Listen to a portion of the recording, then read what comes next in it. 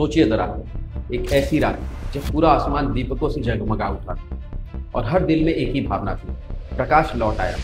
एक ऐसा त्योहार जो केवल एक दिन का नहीं बल्कि हजारों सालों से चलता आ रहा है। एक भाव, एक संस्कार। त्रेता युग में राम की वापसी, द्वापर युग में कृष्णा की विजय और कल युग में वेंकटेश्वर स्वामी का प्रेम और विवाह। हर युग में दिवाली का अर्थ बदला पर आत्मा वही रही, अंधकार पर प्रकाश की जीत। आज हम उसी रोशनी की कहानी कहने वाले हैं, एक ऐसी कहानी जो सिर्फ इतिहास नहीं बल्कि भारत के हर घर की आत्मा है। त्रेता युग, वो समय जब सत्य और धर्म की पहचान राम थी। 14 साल का वनवास, जंगलों की कठिनाइयां, रावण से युद्ध और फिर घर वापसी। जब भगवान राम, माता सीता और लक्ष्मण अयोध्या लौटे तब उस रात आसमान में जैसे तारे नहीं मानो धरती पर तारे चल उठे। हर घर के बाहर दीपक जला, हर गली में मिठाइयों की खुशबू, हर आंखों में आंसू। पर वो आंसू आनंद के थे। लोगों के लिए राम सिर्फ राजा नहीं थे, वो उम्मीद थी, धर्म का प्रतीक था और हर दीपक में वही तेज जल रहा था। सोचिए, एक दीप जलता है पर हजारों मनों को जोड़ देता है। यही राम की दिवाली थी, लाइट ऑफ यूनिटी। द्वापर युग में कहानी थोड़ी अलग थी। यहाँ भगवान कृष्ण ने लड़ा था एक अलग युद्ध, असुर नरकासुर के विरुद्ध। नरकासुर केवल एक राक्षस नहीं था, वो था अहंकार का, वासना का और क्रुएल्टी का प्रतीक। उसने देवलोक और पृथ्वी दोनों पर आतंक फैला दिया और जब कृष्ण ने उसे मारा अमावस्या से एक दिन पहले, तो संसार ने पहली बार देखा कैसे प्रकाश इग्नोरेंस को हरा सकता है। साउथ इंडिया में इस दिन को कहा गया नरक चतुर्दशी।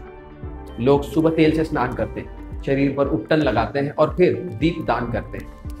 ये रिचुअल सिर्फ शरीर की सफाई नहीं, मन की शुद्धि का प्रतीक है। कृष्णा की दिवाली कहती है, पहले अपने अंदर के नरकासुर को खत्म करो, तभी बाहर की दुनिया रोशन होगी। फिर आता है कलयुग, डिवोशन का युग, भक्ति का युग। यहाँ विष्णु भगवान ने अवतार लिया वेंकटेश्वर स्वामी के लिए। उनका डिवाइन विवाह हुआ पद्मावती देवी से और कहा जाता है भगवान ने इस विवाह के लिए कुबेर से लोन लिया था।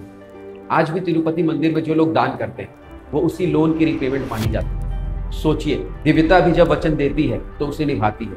यही है धर्म का साथ। वेंकटेश्वरा की दिवाली हमें सिखाती है कि धन तभी पवित्र है जब वो सेवा और जिम्मेदारी से जुड़ा हो। भारत में दिवाली का अर्थ हर प्रांत में अलग है पर भावना एक ही है। नॉर्थ इंडिया में अयोध्या की दीपों की गंगा, सरायू घाट पर लाखों दिए राम की विजय का प्रतीक है।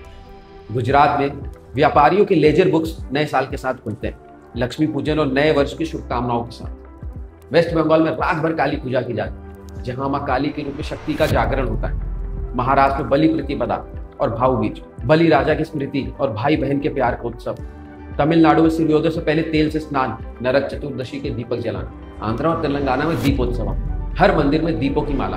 तिरुपति में लाखों दीपों का सागर। पंजाब में बंदी छोड़ दिवस, गुरु हरगोबिंद जी का मुक्ति दिवस, जहां स्वतंत्रता और फेथ एक साथ मनाई जाती। एक भारत, कई परंपराएं, फिर भी हर दीप का संदेश एक, अंधकार पर प्रकाश की जीत।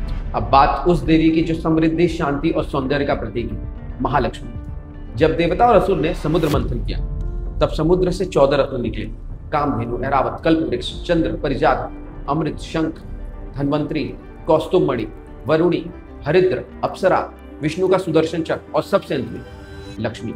लक्ष्मी माने विष्णु भगवान को अपना पति चुना, क्योंकि विष्णु स्थिरता और संतुलन के प्रतीक थे। लक्ष्मी वही निवास करती है जहां क्लेanलीनेस, ग्रैटिट्यूड और धर्म हो।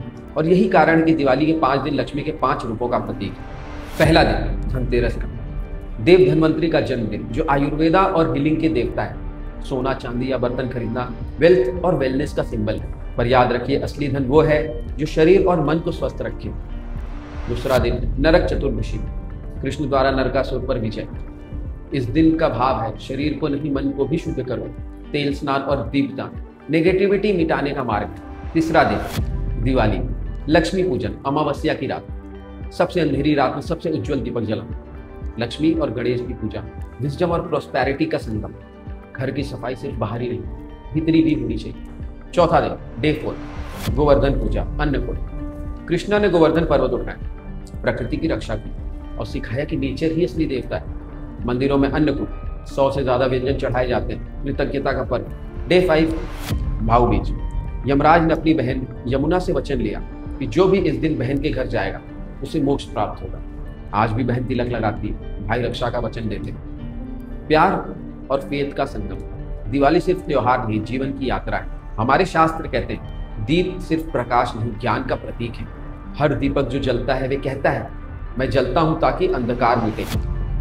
तमसो मां ज्योतिर्गमया, lead me from darkness to light.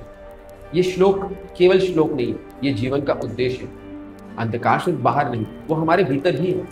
जब हम ईर्ष्या करते हैं, जब हम भूल जाते हैं कि प्रकाश के अंश हैं, हर बार जब आप दीप जलाते हैं, याद रखिए वो सिर्फ दिया नहीं, वो आत्मा का दीपक है। आज दिवाली लाइट्स और सेल्फीज का फेस्टिवल बन गया, पर हमारे पूर्वजों के लिए ये सेल्फ अवेकनिंग का दिन है।